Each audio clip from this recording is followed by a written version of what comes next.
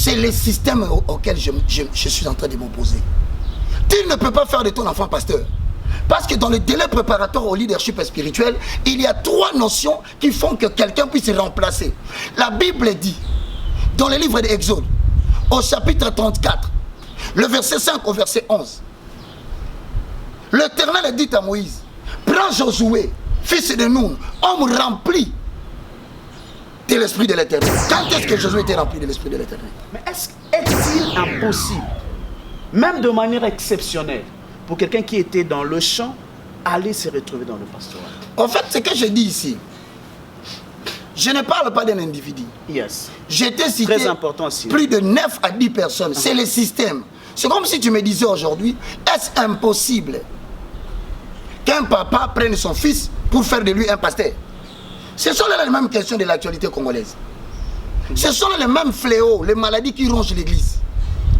Là, on n'approuve pas parce que c'est l'homme qui fait de lui un pasteur. Alors, c'est Dieu qui fait de quelqu'un un pasteur. Exactement. C'est Dieu qui fait de quelqu'un un serviteur. Exactement. Il a fait de toi un chantre. Je ne prends que les cas spécifiques, mon frère. De toutes les façons, que ce soit Bach, qui m'a connu moi, si ce n'est celui qui m'a ramassé de la poussière, en accord avec 1 Corinthiens chapitre 1, le verset 23, verset 24. Il a choisi les choses viles de ce monde. Donc nous étions tous des hommes vils.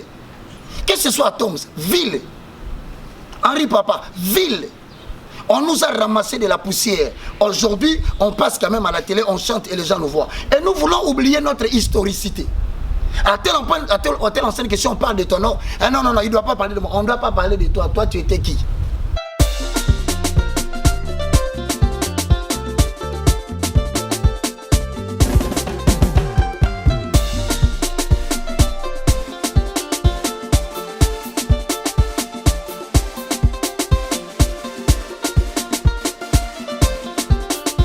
Alors nous sommes là avec l'évangéliste Roger Baga, comme vous le constatez, le plus petit de tous. Le moindre. Le moindre de tous, le galérien.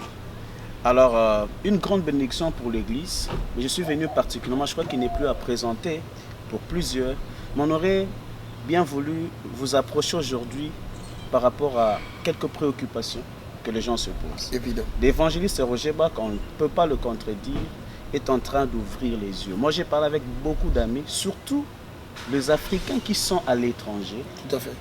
Plusieurs personnes, je me rends compte, qu'ils sont très très bénis. Amen. Par le travail que vous faites sur Internet. Là, c'est sans complaisance. Gloire à Dieu.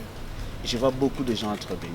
Mais en même temps, on s'est rendu compte qu'il y a encore des gens qui ne comprennent pas ce que vous faites. Voilà pourquoi même aujourd'hui, dans cette émission que nous sommes en train de faire, j'ai eu mon petit sujet, l'évangéliste Roger Baga. Un serviteur, un prophète, un envoyé de Dieu mal compris. Très bien. C'est la question que je suis en train de me poser. Très vu bien. Le travail qu'il fait et vu la réaction, surtout auprès des hommes de Dieu, qui ont l'impression qu'ils ont face à eux un adversaire qui les attaque. Hosanna. Alors voilà pourquoi je me suis dit, bon, je vais essayer de jouer mon rôle. Je me suis même permis, bien avant de vous appeler, d'appeler certains hommes de Dieu. Très bien. De parler avec certains chantres, de parler avec certains pasteurs pour dire, qu'est-ce que vous lui reprochez? Alors, moi, je viendrai pour que l'évangéliste essaie de nous répondre à toutes ces questions. Mais pour moi, personnellement, et pour les amis de notre chaîne, c'est vrai, vous êtes déjà connus, mais nos fans, peut-être certains ne vous connaissent pas. J'aurais voulu, bien au départ, qu'on connaisse qui est l'évangéliste. Bonjour, merci à Russie. Je suis très ravi et c'est pour moi aussi un honneur. Amen, merci. D'être aujourd'hui à vos côtés pour pouvoir, comme je le dis d'habitude, répondre à quiconque nous demande quelle est l'espérance de notre foi. Yes. Donc vous avez pleinement raison de vous approcher de nous pour nous faire des questions sur ce qui concerne l'espérance de notre foi. Amen. Et donc je m'appelle le frère Roger Baga, travaillant dans le ministère évangélique comme commission la restauration de valeurs spirituelles inversées. Amen. En accord avec Psaume chapitre 11, le verset 3.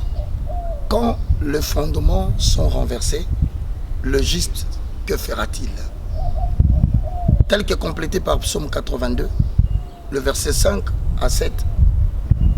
D'ailleurs, qui est même la raison d'être de l'existence des fondements. Et lorsque les fondements sont renversés, la réponse est donnée au psaume 82:5. Ils n'ont ni intelligence, ils n'ont ni savoir. Ils marchent dans les ténèbres. Tous les fondements de la terre sont ébranlés.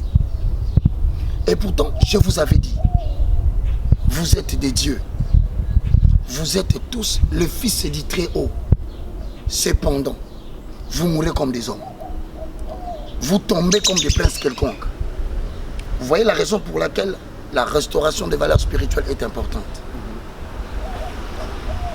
Roger Baka, marié, père des enfants, qui sont encore très petits, dont la première n'a que 10 ans et le dernier 4 ans. Et donc, tu verras, il y a une certaine anonymat qui accompagne le mystère de ma famille. Yes. C'est tout simplement parce que la mission que j'exerce est une mission, comme tu viens de le dire, pas très plaisante. Dans Jérémie chapitre 1, Dieu dit à Jérémie, sans terrain, va, ne les crains pas, car je suis avec toi. Amen. Vous savez, lorsque Dieu te dit ne crains pas, c'est-à-dire en tant qu'omniscient, il a déjà vu quelque chose qui te fera peur, mais il te le prévient en avance. Okay. Donc, tous ces mondes, moi je les appelle les défenseurs du statu quo, ceux qui veulent maintenir le système tel qu'il est et maintenir le peuple dans l'ignorance, en accord avec Osée 4:6. Tu as bien dit quelque chose que j'ai beaucoup apprécié. De peuple de Dieu, je suis une bénédiction. Mais de certains serviteurs de Dieu, je suis quelqu'un qui n'est pas compris. Pourquoi? Pour la simple raison que, si tu vas dans Actes chapitre 26, le verset 16 au verset 17, voici la mission spécifique que Dieu donne à Paul. Il dit à Paul, lève-toi, tiens-toi sur tes pieds, parce que je te suis à Paris pour t'établir ministre. Donc c'est pour dire, il y a des ministres établis par des hommes. Yeah. Oh yeah. Il y a des ministres établis à cause des églises. Mais il y a des ministres établis par Dieu par son onction. Yes. Ceux-là. Ok, mais évangile, se permettez, je sais que quand vous allez, on part dans la profondeur. Ouais. Mais est-ce qu'on devrait vous qualifier d'un révolutionnaire? Et moi, je suis de la race des réformateurs. On nous appelle dans le langage de la Bible, dans hébreu, le réformateur. Ok. Regarde bien.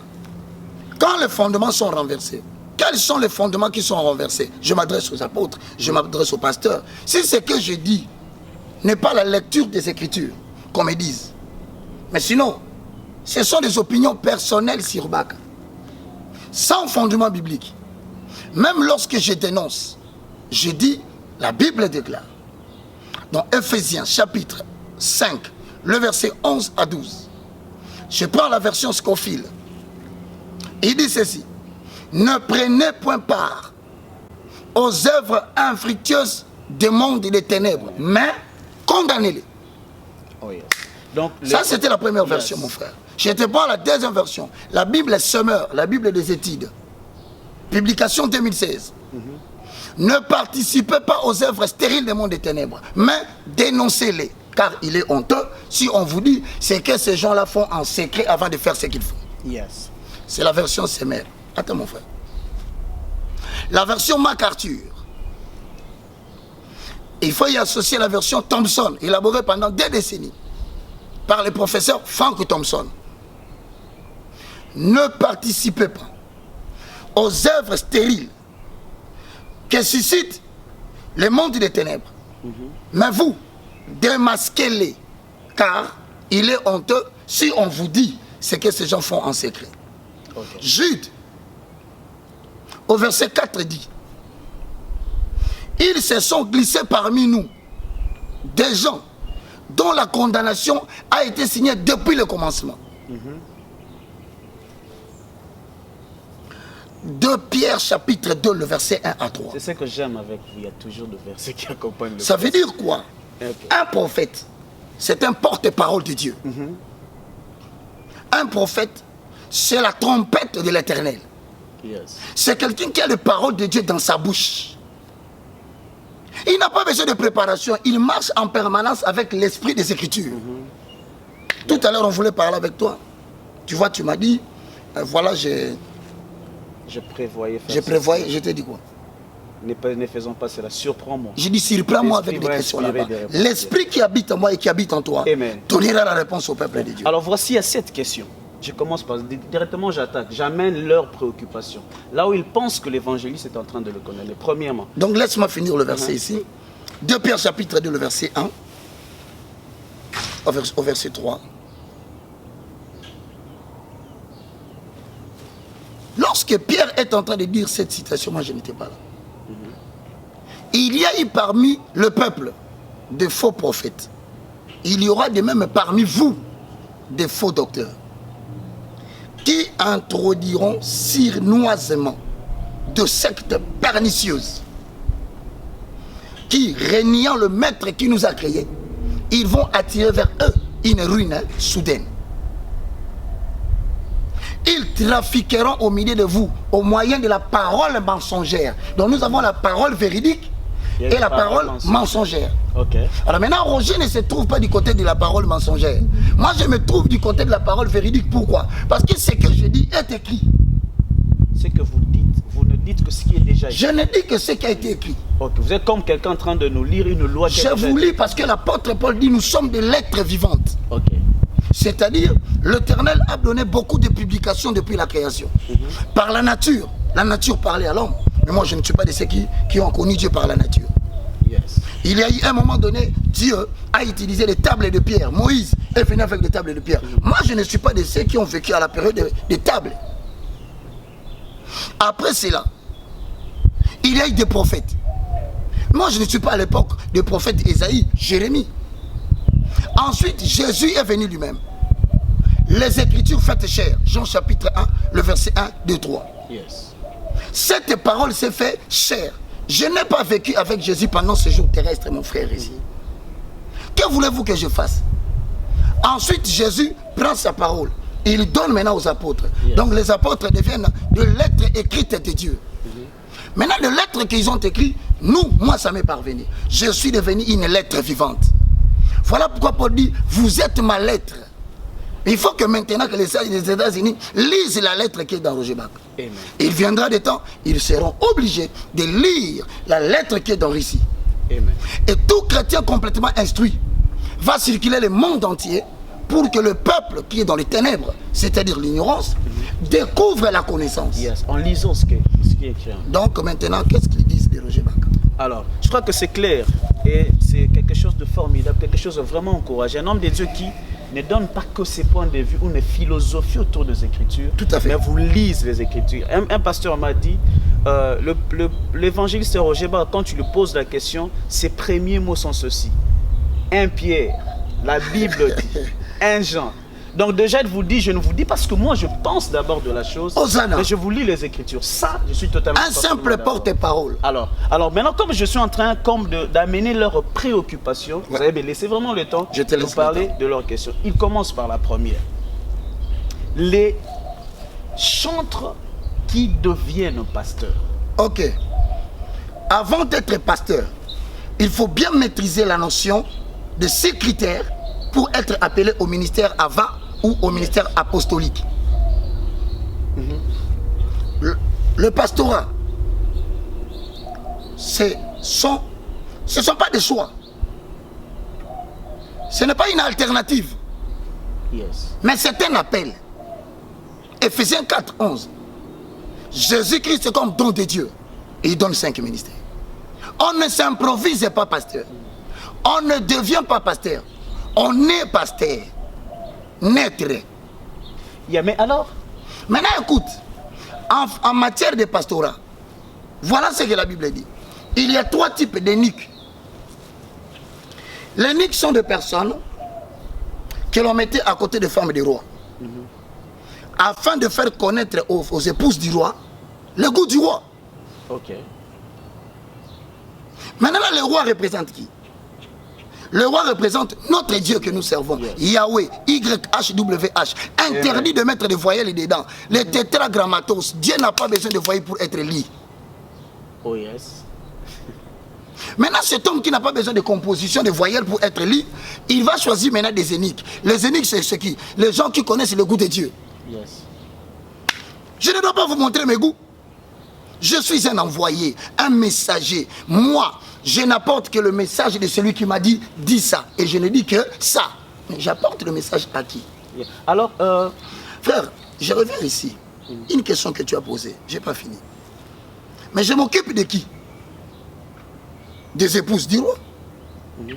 Donc, nous sommes des eunuques, mais qui prennent soin de l'église.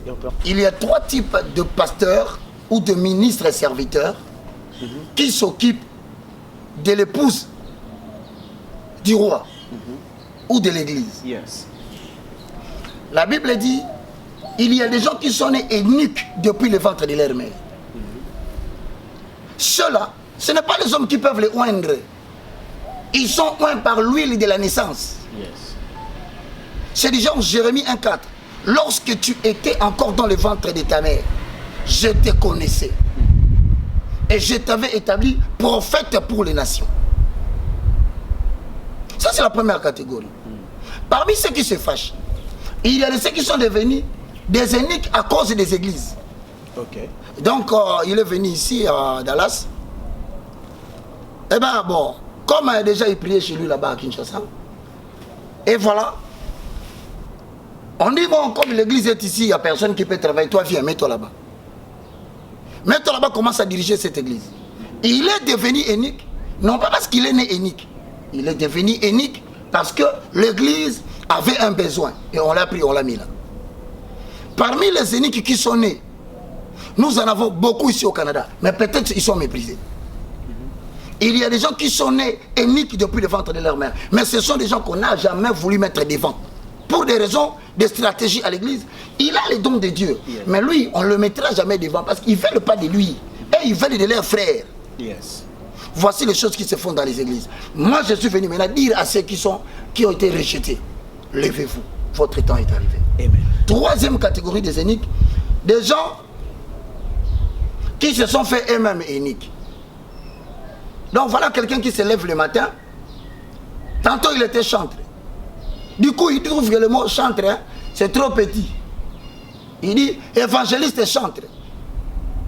Tu sais, pour devenir pasteur, ou pour comprendre, voulais-je dire, qu'on est pasteur, il y a 6 critères. Okay. On ne s'improvise pas. Le premier, c'est l'appel nominal. Est-ce que Dieu t'a appelé? Tu as entendu la voix de Dieu? Qu'as-tu entendu, qu'as-tu vu? Les 2 questions-là sont très importantes. Si Dieu veut te mettre dans son service, tu dois entendre quelque chose et tu dois voir quelque chose. Voilà pourquoi dans Jérémie chapitre 1, le verset 12, il dit, Jérémie, qu'as-tu vu? Jérémie dit, je vois une branche d'amandier. Moïse, qu'as-tu vu? Il voit un buisson qui s'allume, mais le buisson qui n'est pas, ça s'enflamme. Mais finalement, ce n'est pas consumé. Tu dois voir quelque chose. Si tu n'as rien vu et que tu as entendu, n'entre pas dans le ministère. Attends le second appel. Ok, avant que vous donniez le 4, avant que vous donniez 4 éléments qui restent, parce que je ne veux pas vous laisser dans chaque sujet donner tout l'enseignement, et que vous, les doctorats, je ne sais pas si vous êtes encore docteur, il y a beaucoup d'enseignements. Mais directement, qu'on a une question, puisqu'il y en a, si c'est qu'on ne prendra pas tout votre temps. La question est celle-ci. Je comprends déjà dans ce que vous dites, mais est-ce impossible pour quelqu'un qui s'est retrouvé dans la musique de devenir pasteur? Dieu ne peut pas tirer quelqu'un de là, puisque le frère là particulièrement m'a dit ceci. Quand je me suis converti, vous voyez, directement je me suis retrouvé à la chorale. Pas parce que je priais, mais parce que j'avais une belle voix. Je me suis retrouvé dans la chorale. Maintenant, dans l'exercice de son ministère, développant son intimité avec Dieu, cherchant Dieu dans de prières, là maintenant il a entendu son appel. Bon. Ce qu'il a fait qu'il a quitté la chorale pour se retrouver dans son ministère. Est-ce quelque chose qui ne peut pas arriver? Vous savez, lorsque vous lisez Matthieu chapitre 22, le verset 29, la Bible dit ceci. Vous êtes dans l'erreur. Parce que vous ne comprenez ni les Écritures, ni la puissance de Dieu. Le simple fait d'ignorer les Écritures et concevoir Dieu comme au temps moderne, c'est fini. Vous avez tout oublié. Donc vous avez tout abandonné. Dieu, on ne le conçoit pas au temps moderne. Dieu, on le conçoit en son temps, représenté par sa parole. Vous restez là, ne sortez pas. C'est pourquoi moi je rentre toujours dans la parole. Mon frère, bon, je vais quand même faire une gymnastique qui gêne. Voilà, maintenant, j'en suis arrivé au point, au point qui gêne. On en est habitué. Je les aime. Tu connais l'évangéliste chantre de Ningonde. Ouais. il était chanteur. Il est devenu évangéliste. J'ai appris moi, pas de la bouche de quelqu'un, de sa propre bouche.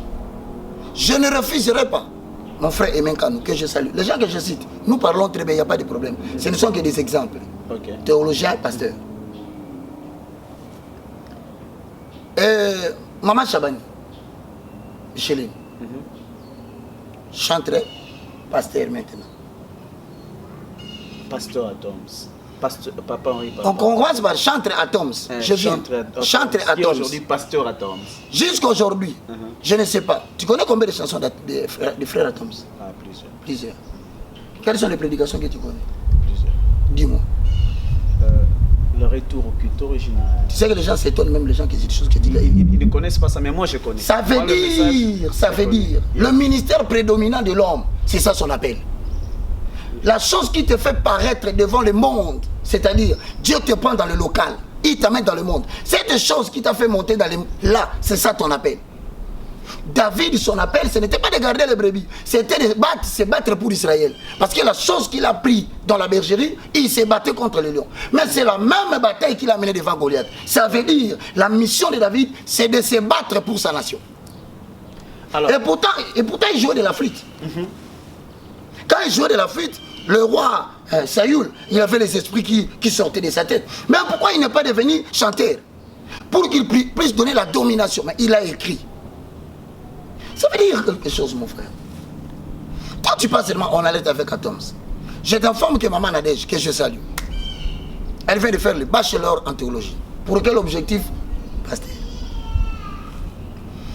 Le frère Henri Papa, aujourd'hui, pasteur par l'église de la résurrection. Frère, on va où? Nous maintenant. Donc nous, on est appelés à disparaître, les chantres doivent venir prendre notre place. Bon, c'est pourquoi j'ai décidé, comme vous êtes décidé d'être des chantres pasteurs, j'ai demandé à tous les pasteurs d'apprendre à chanter. Nous n'allons plus vous inviter dans les églises. On va commencer maintenant à chanter nous-mêmes et vous allez comprendre ce qu'on appelle le corps de Christ. Tu es bras, reste bras. Tu as le problème quand tu es mon frère. Il fait de toi la jambe. Toi, tu veux entrer dans le ministère pour devenir le bras. Or, la jambe porte des chaussures, c'est ça l'arme. Mais le bras ne porte pas les choses. Mais maintenant, toi, l'arme que Dieu t'a donnée, ce sont des chaussures. Bon, toi, tu voulais te faire bras. Dis-moi comment tu vas porter des chaussures. C'est comme ça que tu vois généralement ces gens-là qui se mythes en centre pasteur, ils disparaissent progressivement jusqu'à ce que les gens n'entendent plus parler de pourquoi. Ils se sont déplacés. Il y a une condition, la 6e, que tu n'as pas permis que je dise. C'est le point de départ et le point d'arrivée. Pour savoir que tu as l'appel, tu ne peux que regarder acte 26 et 16. Il y a d'abord l'appel nominal, qui est synthétisé en « qu'as-tu vu, qu'as-tu entendu ?» Si tu n'as rien entendu de Dieu, même si tu as vu quelque chose en songe, n'agis pas, tu n'es pas appelé. Ou attends, ça viendra. 2. La spécificité du message. Quel est le message que Dieu t'a donné de prêcher? Tout homme de Dieu a une vocation, il a une ligne éditoriale, il a un message tracé par lui. Quand il le fait, même s'il y a des combats, Dieu le protège. Ce n'est pas qu'aujourd'hui, tu vas prêcher les gens sur la rédemption. Demain, tu te réveilles, le combat spirituel. Le lendemain, on voit, c'est la délivrance. Demain, c'est la destruction des hôtels. Mais frère, quel est ton message? C'est comme ça qu'il prise des messages dans les internets. Il va ramasser une prédication de quelqu'un qui a prêché aux États-Unis, il interprète en français. Donc, vous voyez, bon, maintenant, nous, on doit acclamer les gens qui sont devenus des échos des pasteurs américains. Je n'ai pas fini, je termine seulement en citant. Ok, le dernier alors. La spécificité du message. Il y a la spécificité de vers que Dieu t'envoie. Paul est appelé apôtre des incirconcis. C'est-à-dire qu'il ne peut pas se retrouver là où les chrétiens ont déjà reçu Jésus comme Seigneur et Sauveur. Il est messager des non-croyants. Enfin, le point de départ et le point d'arrivée. C'est quoi le point de départ? Le ainsi dit l'Éternel. Est-ce que tu l'as? Ce qui caractérise un homme de Dieu, c'est sa capacité permanente et régulière d'avoir des signaux divins. Quand on lui pose une question, les signaux divins viennent, la référence biblique vient et l'Éternel accompagne, le Saint-Esprit atteste. Ne restez pas avec les gens qui vous disent des opinions personnelles. Vous les verrez toujours en train de tourner sur les leçons de la morale. Ils sont en train de tourner sur les problèmes du mariage. C'est comme ça que vous avez des prédicateurs là à Kinshasa qui ne font que crier impudicité, adultère. Et les gens disent, ah, mon Dieu, ça il n'est pas serviteur de Dieu. Même la nation congolaise, la loi interdit l'adultère. Est-ce que parce que l'État a interdit l'adultère, donc l'État est devenu pasteur? À la fin, c'est le point d'arrivée. Il faut être là où Dieu t'attend. Je suis aux États-Unis à Dallas. Et je ne resterai pas ici. Même si vous me donnez le milkshake, le McDo là, j'ai mangé ça la dernière fois, j'ai dit je ne vais plus manger cette histoire. Jusqu'au soir, moi je n'ai pas mangé. Cette histoire n'est pas bonne. Okay. Je rentrerai pour chez moi. Pourquoi? Mon cœur respire en République démocratique du Congo. Ma mission est focalisée en République démocratique du Congo. Pourquoi? Parce que c'est ma nation de prédilection et ma nation de destinée. Donc si je quitte, je viens ici. Je reste ici, je dis, oh, je vais faire 4 ans. Qu'est-ce qui va se passer au pays? Dieu va-t-il me bénir encore à partir d'ici? Que Dieu te bénisse. Évangéliste, j'ai l'impression que j'aurais envie de beaucoup traîner, ne serait-ce que sur cette première question. Rien qu'avec ça. Bien qu'il y en a plusieurs. Ici, rien qu'avec ça. On risque de finir l'émission là-bas. Alors je pense que, waouh, maman, voilà pourquoi on se donnera la peine de nous-mêmes vous inviter. Moi je rends gloire à Dieu. Nous-mêmes vous inviter parce qu'il y a tellement à boire. Je me permettez, évangéliste, que je reste ici. Pas parce que je suis en train de rejeter ce que vous dites, mais parce que comme je vous ai dit, j'ai écouté ce dont pensent les autres. Ouais. Et je pense qu'il faut qu'il y ait, on vous donne plus de temps de vous faire comprendre. En fait, ça mon souci. Oui, ici à Dallas, oui. Yeah. Mais à Kinshasa, les gens ont déjà compris. Et si tu passes à la télé, tu racontes, le peuple va s'occuper de toi. Alors, parce que je reste ici, par exemple, bien que je dis, le souci n'est pas de traîner sur les gens, notre souci c'est d'édifier, amener la lumière. Amen. Comme je vous ai dit, nous voulons que l'homme de Dieu, avec le message qu'il nous apporte, soit compris. Nous vous dirons que même ceux qui ne comprennent pas, nous prions pour eux. Et nous vous donnons le temps de leur expliquer encore. Enfin, la Bible dit, sachant qu'ils parviendront un jour à la connaissance de la vérité. Exactement. C'est alors ça mon souci, parce que je vais vous être sincère avec vous. Vous savez, quand vous parlez de quelqu'un comme le pasteur Adams, le papa Henri Papa, sincèrement, ce sont des gens qui ont impacté positivement la vie de plusieurs. Dans la chanson. Dans la chanson. Faut préciser. Et puis je dirais même, excusez-moi, je crains, ou d'ailleurs c'est logique, vous voyez la musique est séduisante. Ces gens ont même, ceux-là qu'on peut aujourd'hui appeler de fans. Ça c'est de 1. Ça veut dire des gens qui les aiment juste par sa manière de faire. Mais aussi des gens qui ont été impactés réellement par leur ministère.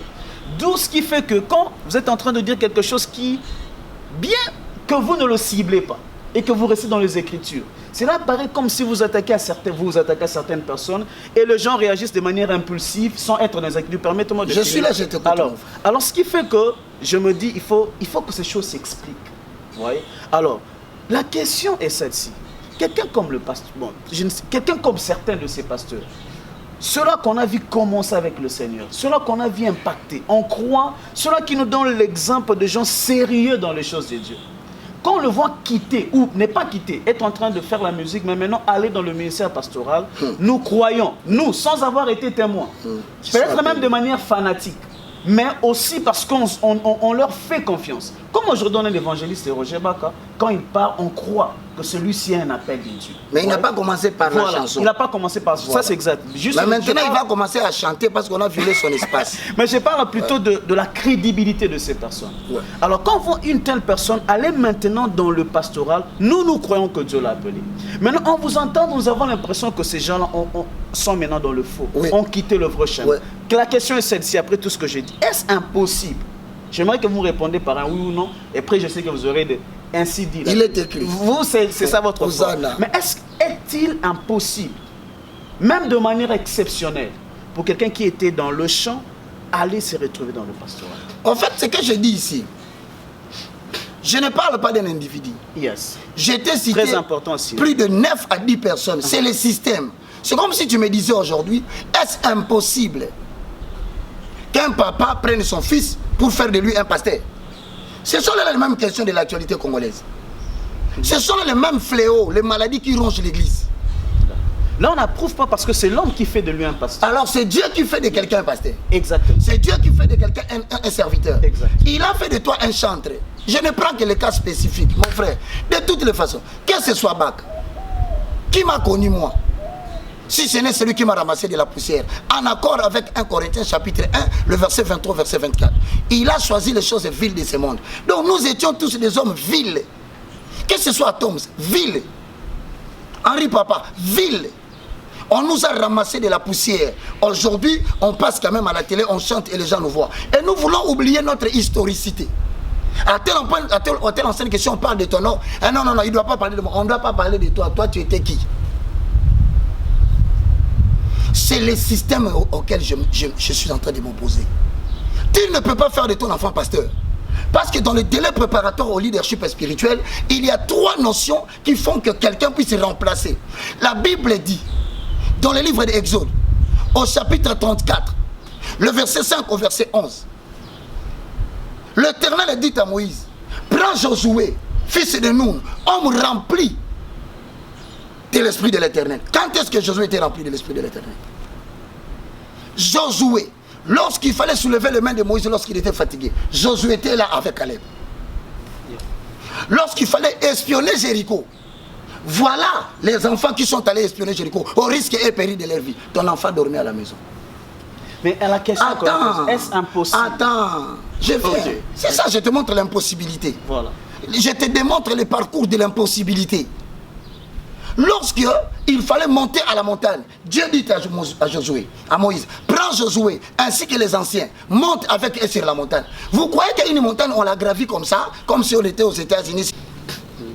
Lorsque vous lisez Matthieu chapitre 4, le verset 19, Jésus dit ceci aux apôtres, suivez-moi et je ferai de vous, je vous ferai des pécheurs d'hommes. Yes. Comment voulez-vous quelqu'un qui n'a pas eu l'appel, suivez-moi? Il n'est pas passé par je vous ferai, c'est-à-dire le temps de formation. Immédiatement, il entre dans l'ordre de mission, serviteur de Dieu. Comment? Voici l'impossibilité. Or, quand tu dis déjà la notion de l'appel, il y a tout un cours qui concerne l'appel. Il y a des gens qui sont appelés au ministère apostolique. Au ministère Ava. Ceux-là, il faut 6 critères. On appelle ministre Ava. C'est une personne qui a reçu mandat d'enseigner les gens la parole de Dieu et qui bénéficie d'une double portion de l'onction. Une pour son mandat d'abord et l'autre pour sa protection et la protection des gens qui les suivent. C'est comme ça que vous avez des gens qui se sont mités. Mais regarde la caractéristique. Les gens meurent dans cette église-là chaque jour, chaque mois, chaque semaine. Pourquoi? Celui qui n'est pas appelé ministre Ava, c'est quelqu'un s'il ose bâtir une église. Matthieu chapitre 16, le verset 17, va manifester qu'il n'est pas appelé. Les portes de séjour des morts vont prévaloir sur lui et sur les gens qui le suivent. Alors combien voulez-vous qu'on garde silence, que les gens continuent à mourir parce qu'ils ont couru derrière quelqu'un qui n'a pas le mandat? C'est pas fini. Deuxièmement, il y a ce qu'on appelle les délégués apostoliques. C'est du genre Paul, il vient quelque part, il trouve un garçon qui a un bon témoignage, mais qui n'a pas un appel. Il dit non, par rapport à ce que j'ai vu, je peux enseigner à ces garçons le fondement de la vie spirituelle.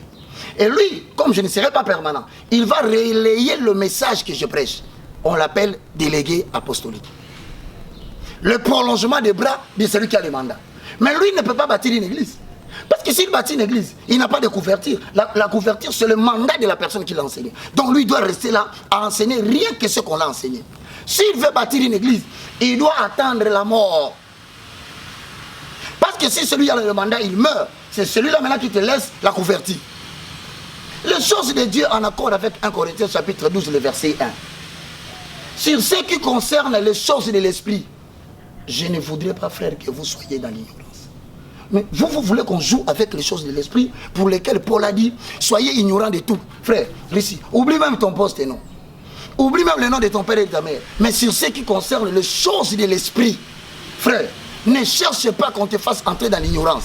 Parce que le plus grand danger pour saboter la vie d'un homme, saboter la vie d'un couple, saboter la vie d'une nation, saboter la vie d'un pays, c'est de compliquer seulement la spiritualité de cette personne. C'est fini, tu peux t'en aller. Ils vont échouer jusqu'à la fin. Voilà pourquoi. Il y a le troisième appel, que moi j'appelle l'appel mécanique. Ce sont des personnes qui ont des dons, des talents, sanctifiés par Dieu, mais mis au service de l'Église. Ce sont là les catégories des chantres. Il n'est pas appelé au ministère de la parole. Frère, je te le dis, concrètement parlant, moi, Bak, vous pouvez tout me dire, mais si vous me dites qu'Atoms n'est pas un adorateur de Dieu, je passe à la télé, je vous dis, c'est faux. Et je vais commencer à marteler pour dire au peuple, c'est un don de la musique et de l'adoration. Ces frères, on ne peut pas les laisser. Quel est l'album du feu Alain Moloto que le frère Atoms a chanté et une chanson d'Atoms n'a pas brillé? Dites-moi. On est totalement d'accord. J'en viens. Kolotikana kumizayo. Amen. Kola teleminde nankembo. Bikila minbi sobifu kama. Masia nanga zana abomoy. Ngaina ningana tina nini. tu quittes là-bas. Moninga malamu. Moningami, malamu. Mwana nampate. Mais maintenant, quelle est la chanson du frère Atoms? Parce que le ministère, c'est une épouse. L'adoration, c'est une épouse. Tu es devenu polygame. Maintenant, tu as embrassé la femme du message, tu as embrassé la femme du don. Donc, quel est celui que tu vas servir? Parce que tous vont te demander le même temps. Le danger, c'est quoi? Tu disparais petit à petit dans les cœurs des gens. C'est pas moi qui disparais. Moi, je donne un conseil. Moi, je suis présent dans mon poste, en accord avec 2 Timothée, chapitre 4, le verset 1 au verset 4, je paraphrase. Mais toi, évangéliste, fais preuve d'un bon évangéliste, supporte les souffrances, les injures et tout. Moi, je supporte. Mais je suis en train de remplir mon ministère. Je mourrai avec la joie, le sourire dans les lèvres. Le jour où Dieu viendra me prendre, je ris et puis je me rends. Mais vous allez avoir des grincements dedans. Parce qu'à la dernière minute, Dieu va te montrer que tu n'as rien fait et tu es allé te jeter dans des choses qui ne t'avaient pas appelé. Voilà pourquoi, dans les délais préparatoires, il y a un temps où Dieu te prépare pour quelque chose. Maintenant, si je vais chez Papa Henri Papa, si quelqu'un me dit aujourd'hui que le frère Henri Papa n'est pas un adorateur du Seigneur, j'écris très haut, je dis c'est faux. Parle des autres, pas cet homme-là. C'est un chanteur de l'Éternel qui transporte l'esprit de l'Éternel par le vecteur de la musique. Mais lorsqu'il quitte le vecteur de la musique, il veut utiliser le vecteur de la proclamation ouverte de la parole de Dieu. Il bronche.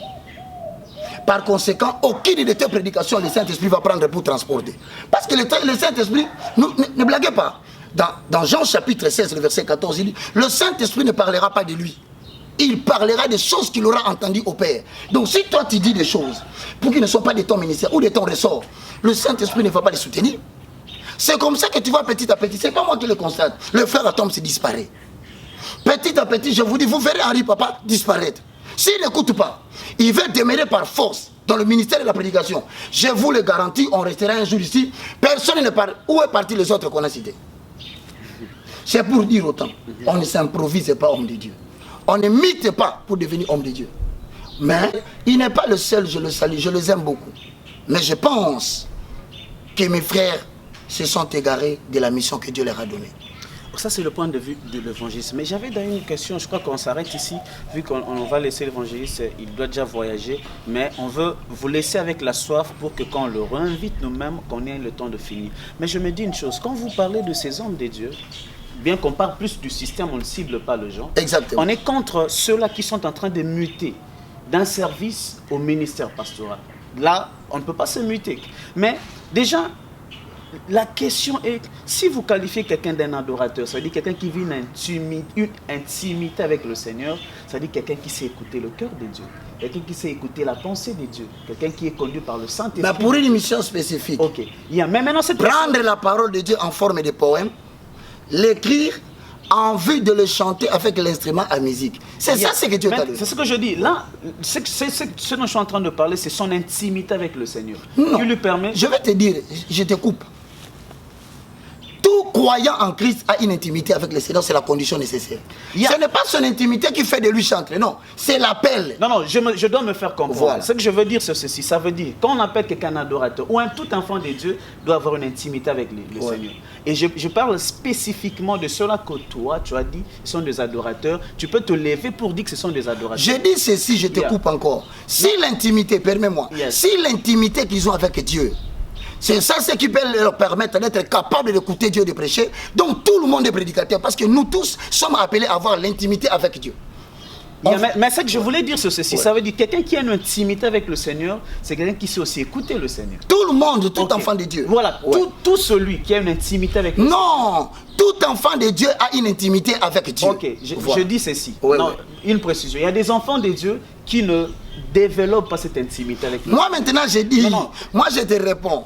Tu sais pourquoi je suis en train de me tenir debout là? Je ne te permets pas de terminer pourquoi. Tu es en train d'aboutir dans la logique selon laquelle, le postulat selon lequel, étant donné qu'ils ont l'intimité avec Dieu et les intercesseurs, Non, laissez-moi juste finir ma question. Laissez-moi juste finir ma question.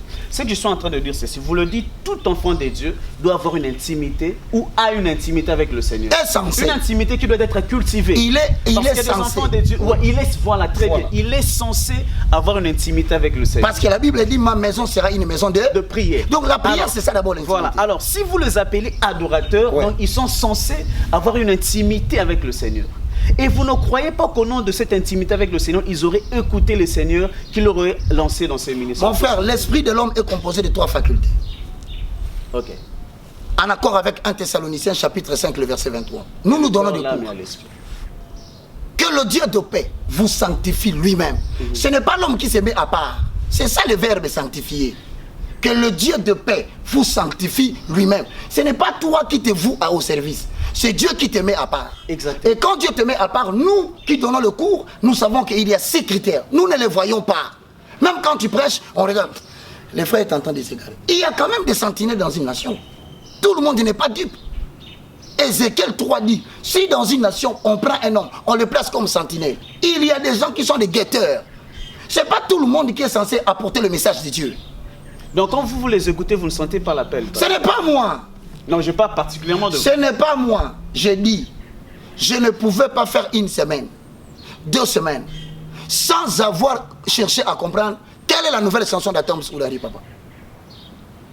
Même si je ne le cherche pas, la chanson faisait sa propre publicité.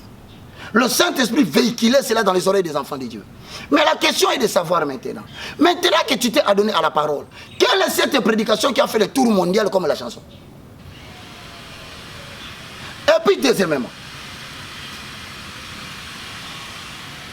est-ce que ces frères que j'aime beaucoup là, très important, vous les aimez beaucoup, ce sont des frères locaux? Toi tu peux dire qu'Henri Papa est local. Tout le monde connaît ces chansons jusqu'ici à Dallas. Le frère Toms n'est pas un chanteur local. Ces chansons sont chantées dans le monde entier. Mais maintenant qu'il est devenu pasteur, il prêche le monde entier ou il prêche son église. Comment tu peux quitter le corps de Christ pour entrer dans l'assemblée locale? Non, mais il ne prêche pas qu'au Congo. Je viens. Moi, je parle de la chanson où il n'était pas là. C'est la chanson qui partait. Je ne parle pas de lui. Il faut comprendre. Il dit, oh, nous prenons le corps, nous ramenons dans le monde. Lui, il peut rester chez lui. Mais ses chansons jouent partout. Il peut ne pas être ici à Dallas. Mais il y a des gens qui adorent Dieu par les chansons des frères. Maintenant, le problème, tu as quitté cette dimension de travail pour venir mourir dans un milieu local. Non, mais il peut prêcher sa prédication à atteindre une nation. Arrive pas. Ben justement, je suis en train de te dire que moi, personnellement, je ne connais pas ces prédications qui ont atteint les nations. Et je ne suis pas en train de partager ce point de vue seul. Quand je dis comme ça, c'est-à-dire que, papa, nous passons du temps à réfléchir et à intercéder pour des chantres qui sont encore dans le vrai. Ça, c'est important. Alors, quand nous intercédons, le Seigneur nous dit, dites à mon serviteur qui rentre dans mon service. L'église souffre aujourd'hui de chantres comme Atoms. L'église en souffre aujourd'hui de chantres comme Henri Papa. Il y a des gens qui, quand ils chantent, mon frère, les larmes coulent. Tu sens qu'une parole a percé ton âme. Mais quelle est cette parole de la prédication? C'est ainsi que tu vas constater. Tu commences à mélanger les choses. Et lorsque tu parles, personne n'a l'impression de comprendre ce que tu dis. Je les interpelle et je les interpellerai. Je l'ai entendu répondre à cette question à une émission où on dit après l'album Culte, on vous a plus retrouvé, vous avez l'impression de disparaître. Il a dit disparaître peut-être avec le chant. Il dit qu'après cet album, Dieu l'a orienté à faire le livre qu'il a fait, ce qui a fait que dans le monde musical, on n'a pas retrouvé. Mais en même temps, en écrivant ce livre, il est en train de faire, selon ce que lui dit, ce que Dieu lui aurait dit, suivre l'orientation de Dieu, qui ne serait pas forcément d'un album à un album. Après l'album, Dieu l'a amené à faire ses livres. Et après ces livres, il y a une prochaine étape. Alors, ça veut dire Dieu aussi peut travailler avec lui. Comme ça, ce n'est pas chaque année que Dieu va forcément... Je pose une question. On ne disait pas ça quand les frères Alain Moloto étaient là. Vous voyez le manque de mentors, le manque des gens qui vous surveillent. Vous devenez indépendant. La Bible dit dans Ézéchiel, tu as confondu ta volonté avec ma volonté. Qui te dit que c'est moi qui te dis de faire ça? Enfin, il faut faire attention. Dans cette affaire de Dieu, tu peux facilement te décaler de l'essentiel sans être au courant. Aujourd'hui, il y a beaucoup de raisons. Non, parce que je publie les livres. Mais avant là, tu n'étudiais pas. Il n'y avait pas de livres et de syllabus. Il y en avait peut-être 20 que tu lisais à l'université. Mais tu étais toujours présent dans l'œuvre de Dieu. Vous pouvez comprendre qu'on est en train d'amputer l'église petit à petit de ses membres. Certains vont dans la franc-maçonnerie, les autres fricotent avec les sectes. Et d'autres, on les retrouve maintenant, ils sont en train de vouloir écrire des livres. Est-ce que nous, on t'a connu avec les livres? Si c'était les livres, nous, on n'aurait pas connu le frère Atoms. Si c'était vraiment pour les livres, le monde entier n'allait pas connaître le frère Atoms. Okay. Alors, le frère est connu parce qu'il chantait pour l'éternel. Yes. Il donnait tout son temps pour chanter. Maintenant, pose-toi la question, où est parti adorant l'éternel? Alain Moloto est mort.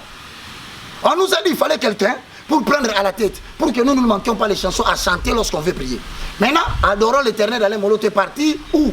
Faut me dire, c'est vous, répondez-moi. Il y a un album sublime. Je suis en train de te dire, est-ce qu'Alain Moloto peut aujourd'hui être content là où il est? Si on lui disait, rentre sur la terre, regarde et adore l'éternel. Je te dis, l'orchestre est pratiquement disparu. Yeah. Alors je crois ce n'est pas seulement disparu. Maintenant, le frère Atoms, il chantera beaucoup plus ses chansons avec Nadège. Quand est-ce qu'ils auront le temps de paître les brebis d'Adorons l'Éternel? Ils sont combien ceux qui aimaient Adorons l'Éternel, y compris Atoms et Nadège? Mais ils sont combien ceux qui aiment seulement Atoms et qui aiment seulement la sœur Nadège, mais qui ne savent pas que Adorons l'Éternel se retrouve où? Papa, cette industrie va disparaître. Si on continue comme ça, l'industrie va disparaître. Je serai parmi les gens où on va prendre ton émission et dire, regardez, le frère Roger disait ça dans une émission. C'est toujours comme ça avec moi. Quand je dis, les gens pensent que je m'acharne. Mais quand les dégâts viennent, on dit maintenant, ah, le frère Roger avait dit. Moi, je n'ai plus besoin d'avoir raison. Et je continue à dire, pour l'amour que j'ai envers mes frères, je n'arrêterai pas de leur demander de rentrer dans le travail que Dieu leur avait demandé. De même moi. Le jour où je vais arrêter ça, tu sais combien de gens qui m'écrivent, frère Roger, n'arrête pas. Continue à dénoncer. Nous en avons marre. Bon, le jour où ils vont me voir, je change de prédication. Ladies and gentlemen, today I'm going to talk about prosperity.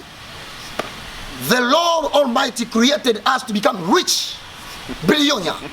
Les gens me regardent et disent, alors je crois, c'est une minute, c'est une émission. L'Amérique, je crois qu'on doit arrêter le manque d'eau a détruit Baka. L'évangéliste Roger Baka, bien Pro va l'inviter, on sera avec lui pour, il a même dit, même 10 émissions. On va finir sur ce sujet. On ne s'attaquait pas aux gens et vous sentez ce qu'ils disent, ce sont des hommes de Dieu qu'il aime. Nous cherchons à retrouver la lumière. Si vous avez des commentaires, amenez vos préoccupations. On va nous-mêmes faire revenir l'évangéliste pour finir cette émission. J'aimerais qu'il dise un mot de la fin. Le mot de la fin, c'est dans 2 Timothée chapitre 4, yes. Verset 1 à 3. Yes. Je t'en conjure, je veux dire aux gens, je ne prêche pas pour faire plaisir aux gens. Yes. La réaction que ma prédication produit chez les gens, ce n'est pas ma responsabilité. C'est la responsabilité de celui qui m'a envoyé. Moi, j'ai dit, parce que la Bible dit ce qu'on demande à un bon dispensateur de grâce, c'est d'être trouvé fidèle dans le message. Yeah. Qu'il lui dise ce que son maître lui a dit de dire. Point barre. Les réactions que ça peut produire dans la foule, ce n'est pas ça mon problème. Si tu commences à suivre les réactions de la foule, tu vas devenir prédicateur des hommes. Celui qui t'a mandaté, c'est Dieu. Yes. Ce ne sont pas des hommes. Et ce qui sait, je salue papa Christophe Chibassou. Il m'a dit, qui sait, si c'est pour des moments d'apostasie comme ça que Dieu t'a suscité pour le pays. 2 Timothée 4, 1 à 3. Je t'en conjure, devant Dieu et devant Jésus-Christ qui doit juger les vivants et les morts, au nom de son avènement et de son royaume, prêche l'évangile, exhorte, on va même plus loin, censure, reprend. Tu vois le verbe qu'on dit, reprend ce qui s'égare. Yes. Censure même les choses qui ne sont pas bibliques, montre ce qui est biblique et dénonce ce qui n'est pas biblique. Car il viendra des temps où les gens ne s'attacheront plus à la saine doctrine. Ils auront la démangeaison d'écouter les choses qui leur plaisent. Mais toi, éloigne-toi. Mon frère, Matthieu 24 dit, le premier signe que les apôtres demandent à Jésus dans Matthieu 24, 1 à 3. Seigneur, dis-nous quel sera le signe de ta venue. Il dit, prenez garde que personne ne vous séduise. Car plusieurs viendront sous mon nom et ils diront, je suis le Messie, mais ne le suivez pas. Donc nous devons veiller sur l'église du Christ. Le Christ revient, mais il revient prendre une église qui n'a ni rite, ni tâche, ni quelque chose de semblable. Nous devons continuer à veiller. La Bible dit dans Timothée, prends garde à toi et à ton enseignement. Donc, Nous devons veiller à ce que chacun reste sur son poste. Roger Baka n'est pas le meilleur de tous les serviteurs. Quand il parle, il dit de lui-même, il est le moindre. Il est les galériens. Quand vous voyez quelqu'un se soucier comme ça de ses frères, pourquoi vous ne pouvez pas remarquer vous aussi, ouvrir les yeux et dire, oui, hein, on a remarqué depuis un certain moment donné, les Bayembi se sont vraiment égarés. Maintenant, s'ils s'égarent, vous attendez qu'ils meurent pour que vous puissiez regretter comme ceux qui sont morts. Que pouvons-nous faire à l'égard de toutes ces choses? J'ai été établi devant ce peuple comme un sentinelle. Ézéchiel 33, 1 à 6. Si tu vois le mal venir, Baka, je t'en parlerai. Jérémie chapitre 1, le verset 5 à 9. Je te dirai des jugements et tu les prononceras devant mon peuple. C'est une lourde responsabilité. Mon frère, tu t'imagines que je dis souvent des jugements contre les autorités politiques. Il y a un moment où je me lève, Dieu me dit, dis aux autorités politiques, je vais tuer. Tu penses que mes enfants sont contents de me voir leur papa exposer sa vie pour la cause de la vérité? Mais pourquoi je suis content? Parce que jusqu'à présent, il m'a toujours protégé. Donc que Dieu te bénisse, c'est ici. Je dis un grand merci à tous ceux qui nous ont suivis. À maman à qui je souhaitais joyeux anniversaire. Joyeux anniversaire. Très bon anniversaire à la femme de notre boss. Je remercie les boss. Maman Sarah de Papa Eustache. Je salue tout le monde qui m'a suivi. Je suis joignable facilement ici aux États-Unis. Yes. Mon numéro c'est le 817 948 24 67. Je vais encore le répéter. 817 948 24 67. Et j'ai des numéros WhatsApp qui fonctionnent. Yes. Vous pouvez m'écrire à tout moment. C'est le plus 243 90 79 66 785. Donc je disais 0 0 243 90 79 66 785. Il y en a deux. Le deuxième, vous le connaissez, je le disais depuis le film nigérien.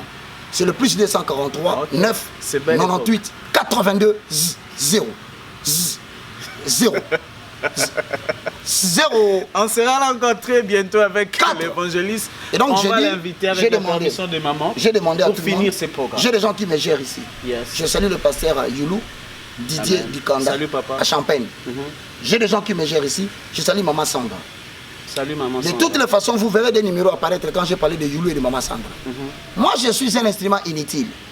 Si tu me dis, frère Roger, nous voulons que tu viennes ici faire une conférence sur le temps de la fin, sur ça, je viendrai. Mon objectif, qu'il y ait des questions pour que nous puissions éclairer la lanterne des enfants de Dieu. Je profite pour dire merci à ceux qui m'insultent. Je comprends. Je supporte la souffrance. Je continue à dire merci à ceux qui me contredisent, car du débat jaillit la lumière. Je remercie tous les frères que j'ai cités les noms ici. Si vous suivez cette émission, que personne ne vous dise que j'ai parlé mal contre vous. Yes. J'ai parlé de votre œuvre ou de votre ministère et de votre appel. Quant à vous, je crois fermement que vous êtes des dieux. Amen. Je finis. Je vous remercie ici. Merci beaucoup, papa. Merci. Un grand plaisir et à très bientôt encore avec l'évangéliste Roger Baka. Merci à maman Sarah Tsingé. Bon anniversaire.